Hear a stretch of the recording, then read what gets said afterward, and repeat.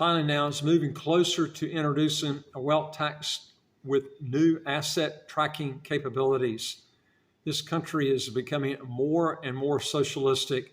They came out with this, used to be you could wait after 1 year of making money and bring it in and not have to pay taxes on it. And then they changed that. And what they're doing now is a lot of wealthy Thai people are there, and also residents there. They're keeping their money abroad, and they're not bringing the money back in where it's going to be taxed. So now what the government wants to do is hit them with a wealth tax. And I don't know if it's going to be 3%, 4%, 1%, 10% every year. But most wealth taxes, what they do is they charge you a flat percent on all your assets every year, whether you bring it in or not. Now, this is pure socialism. This is the type of stuff countries you want to avoid. You don't want to be going to countries like this and living there if they come out with a wealth tax, especially if you are pretty wealthy and you're going to be living there. I mean, I know some pretty wealthy people there that are money managers, and they've kept all their money abroad, but now it looks like the government's going to try to come in and tax that. But, I mean, this is ridiculous. But Thailand now is closer to implementing a wealth tax. Finance Permanent Secretary Lavron Sangnet was talking about today, citing recent developments that make it possible to track the assets of a country's wealthiest individuals, even those that are held abroad. Now, speaking of students at the National Defense College, Lavron explained that the introduction of a wealth tax is no longer an unattainable goal, particularly in light of Thailand's new membership in the International Tax Information Exchange Network. They were reporting this in the Bangkok Post. This is where this article was talking about. And, the network allows the Thai Revenue Department to access the income data of citizens living overseas, as well as receive reports from foreign authorities on income earned by Thais abroad. Now, this means a wealth tax must be introduced. Now, in the past, implementing such a tax was challenging because the very wealthy could manage their assets globally. Also, folks, if you can do us a really big favor, we don't monetize our channel at all, but it would help on the algorithm of our channel tremendously. If you like our video, give us a thumbs up. And also, don't forget the subscribe button right on your screen right here. You get new videos automatically as they come out. This would help us out tremendously if you could do that for us.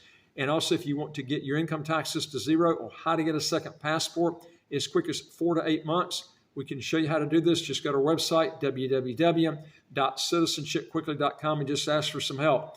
Now, they were talking about here previously, taxation focused only on assets within Thailand, which were easy to track, but the wealthy can invest worldwide.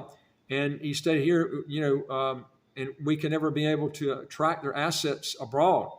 Now, again, a wealth tax works, every year, on whether you're bringing the assets in or not. They just tax you based on what you got. And if you don't report it, they got tax exchange agreements where they could go in and get those records, and you can get in all kinds of trouble.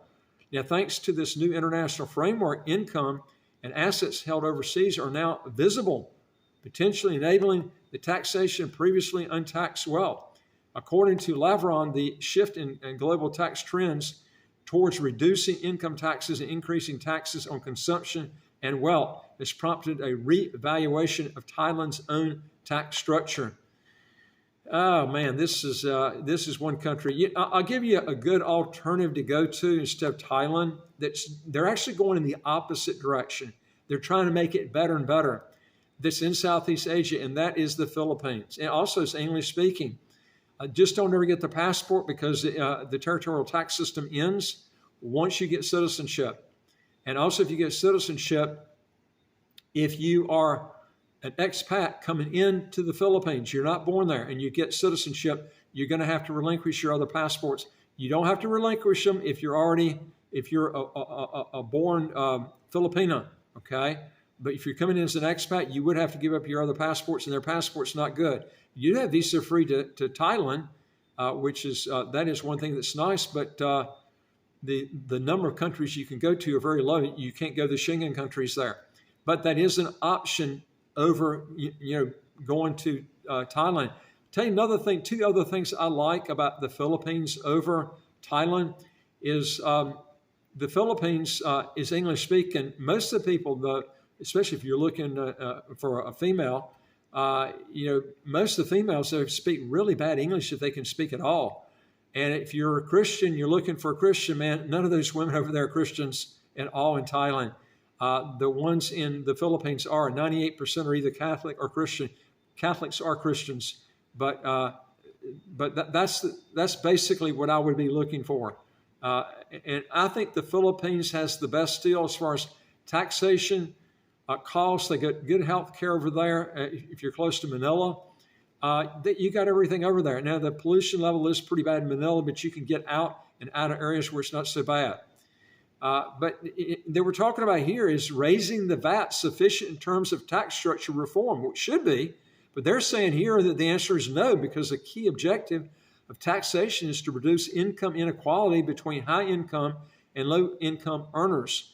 He was quoted as saying, while underscoring the need for a wealth tax to address growing economic disparities.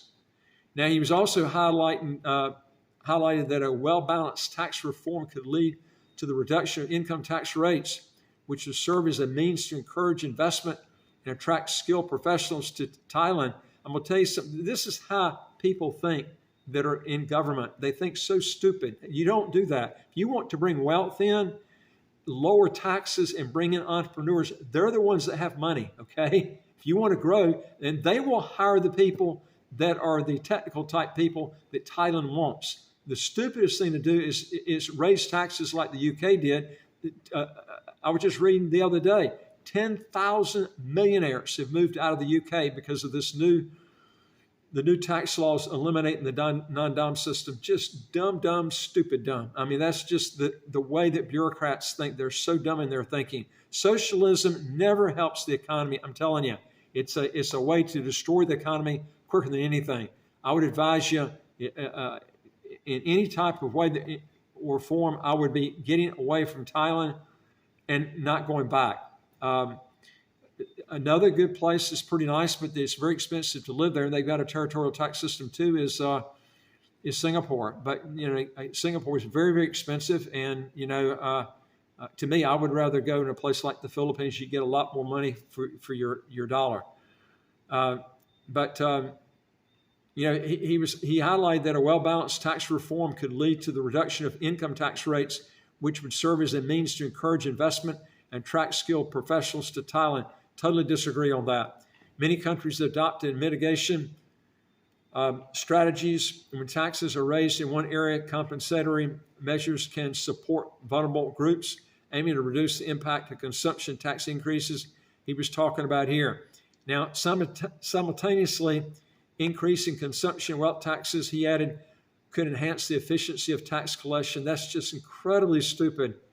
Laverne also addressed the evolving economic landscape, stressing that Thailand cannot operate in isolation as the global tax rules continue to change.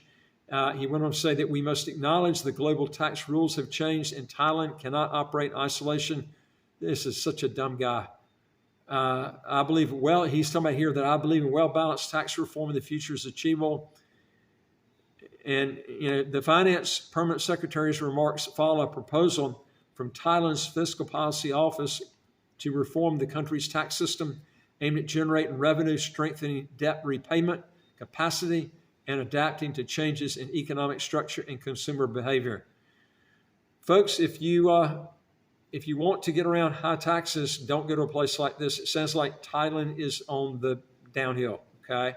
And usually when they start doing this, it gets worse and worse and worse as time goes on.